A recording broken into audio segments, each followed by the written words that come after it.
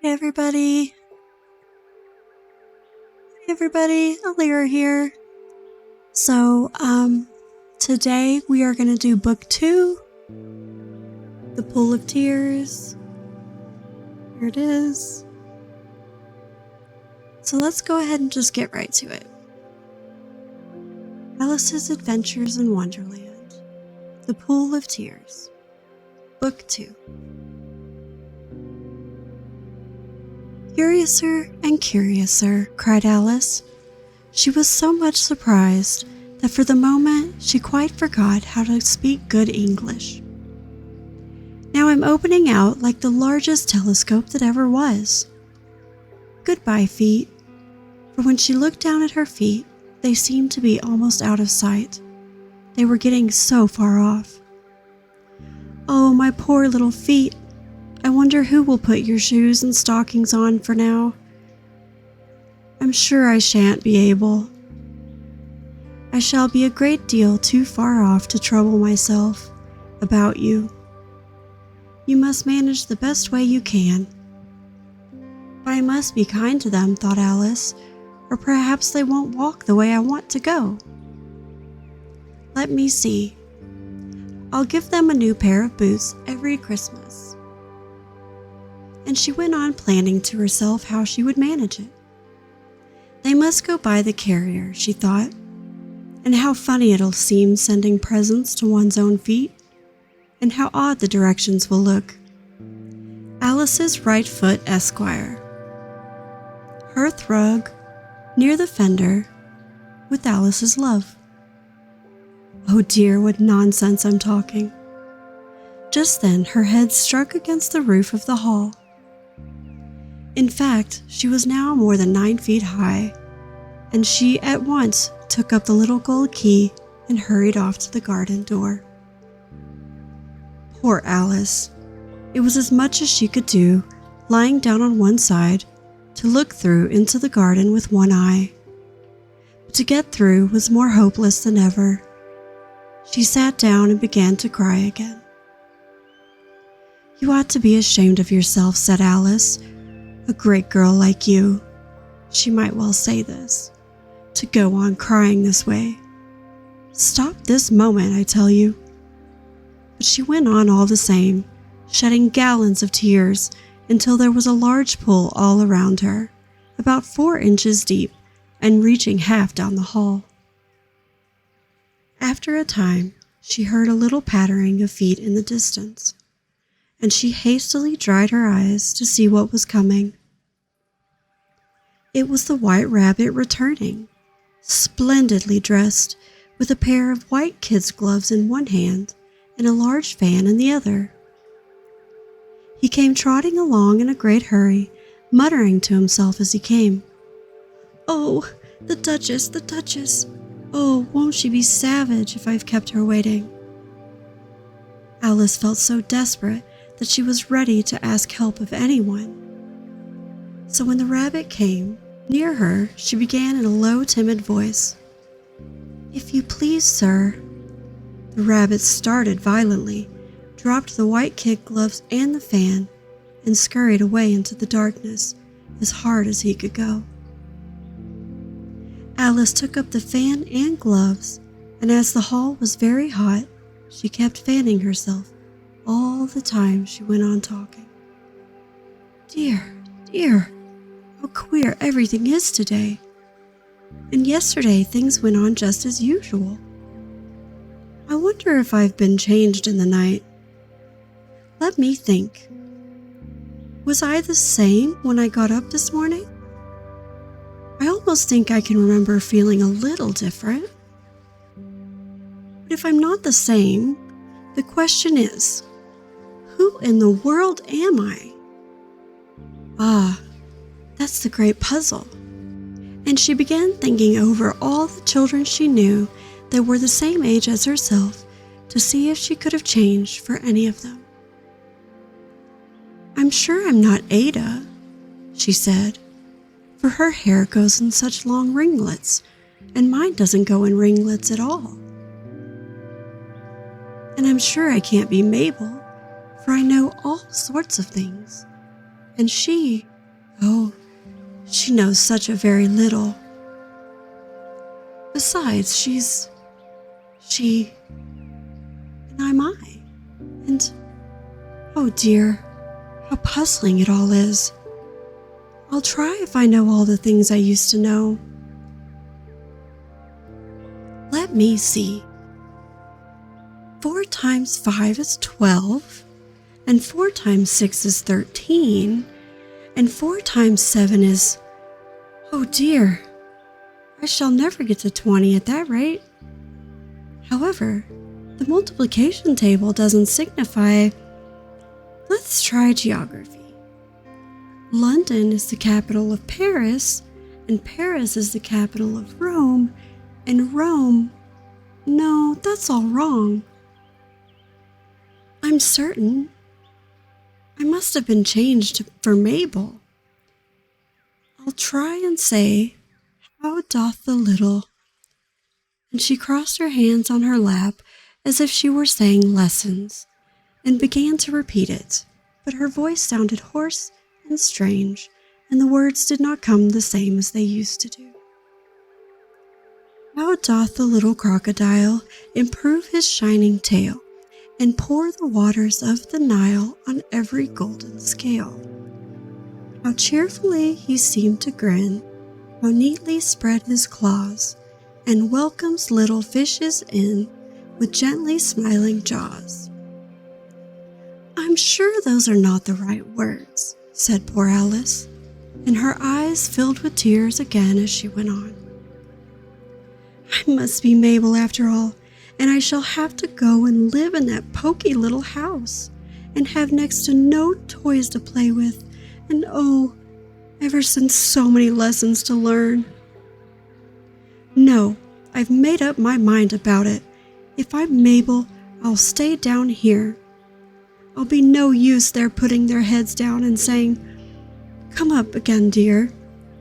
I shall only look up and say, "Who am I then? Tell me that first, and then, if I like being that person, I'll come up. If not, I'll stay down here till I'm somebody else." But, oh dear, cried Alice, with a sudden burst of tears. I do wish they would put their heads down here. I'm so very tired of being alone here. As she said this, she looked down at her hands and was surprised to see that she had put on one of the rabbit's little white gloves while she was talking. How can I have done that, she thought. I must be growing small again. She got up and went to the table to measure herself by it, and found that she, as nearly as she could guess, she was now about 2 feet high, and was going on shrinking rapidly. She soon found out that the cause of this was the fan that she was holding, and she dropped it hastily, just in time to avoid shrinking away altogether. That was a narrow escape, said Alice, a good deal frightened at the sudden changes, but very glad to find herself still in existence. And now for the garden. And she ran with all speed back to the little door. But alas, the little door was shut again, and the little golden key was lying on the glass table as before. And things are worse than ever, thought the poor child, for I never was so small as this before, never. And I declare it's too bad that it is. As she said these words, her foot slipped, and in another moment, splash! She was up to her chin in salt water. Her first idea was that she had somehow fallen into the sea. And in that case, I can go back by railway, she said to herself. Alice had been to the seaside once in her life, and had come to the general conclusion that whenever you go to an English coast, you find a number of bathing machines in the sea, some children digging in the sand with wooden spades, then a row of lodging houses, and behind them a railway station. However, she soon made out that she was in the pool of tears which she had wept when she was 9 feet high. "I wish I hadn't cried so much," said Alice, as she swam about trying to find her way out. "I shall be punished for it now, I suppose, by being drowned in my own tears. That will be a queer way to go, to be sure. However, everything is queer today." Just then she heard something splashing about in the pool a little way off, and she swam nearer to make out what it was. At first, she thought it must be a walrus or a hippopotamus, but then she remembered how small she was now, and she soon made out that it was only a mouse that had slipped in like herself. Would it be of any use now, thought Alice, to speak to this mouse? Everything is so out of the way down here that I should think very likely it can talk. At any rate, there's no harm in trying. So she began, "Oh, mouse, do you know the way out of this pool? I am very tired of swimming out here, oh mouse." Alice thought this must be the right way of speaking to a mouse. She had never done such a thing before, but she remembered having seen in her brother's Latin grammar, "A mouse of a mouse to a mouse, oh mouse." The mouse looked at her inquisitively and seemed to her to wink with one of its little eyes, but it said nothing. "Perhaps it doesn't understand English," thought Alice. "I dare say it's a French mouse, come over with William the Conqueror." For with all her knowledge of history, Alice had no very clear notion of how long ago anything had happened. So she began again, "Mais est ma chate," which was the first sentence in her French lesson book. The mouse gave a sudden leap out of the water and seemed to quiver all over with fright. "Oh, I beg your pardon," cried Alice hastily, afraid that she had hurt the poor animal's feelings. "I quite forgot you didn't like cats." "Not like cats?" cried the mouse in a shrill, passionate voice. "Would you like cats if you were me?" "Well, perhaps not," said Alice in a soothing tone. "Don't be angry about it. And yet, I wish I could show you our cat Dinah. I think you'd take a fancy to cats if you could see her. She is such a dear, quiet thing." Alice went on, half to herself, as she swam lazily about in the pool. "And she sits purring so nicely by the fire, licking her paws and washing her face. And she is such a nice, soft thing to nurse. And she's such a capital one for catching mice. Oh, I beg your pardon," cried Alice again, for this time the mouse was bristling all over, and she felt certain it must be really offended. "We won't talk about her any more if you'd rather not." "We, indeed," cried the mouse, who was trembling down to the end of his tail. "As if I would talk on such a subject. Our family always hated cats. Nasty, low, vulgar things. Don't let me hear the name again." "I won't, indeed," said Alice, in a great hurry to change the subject of conversation. Are you fond of dogs?" The mouse did not answer, so Alice went on eagerly. "There is such a nice little dog near our house I should like to show you. A little bright-eyed terrier, you know, with, such long curly brown hair, and it'll fetch things when you throw them, and it'll sit up and beg for its dinner, and all sorts of things. I can't remember half of them.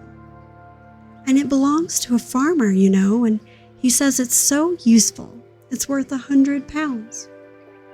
He says it kills all the rats and, "Oh dear," cried Alice in a sorrowful tone.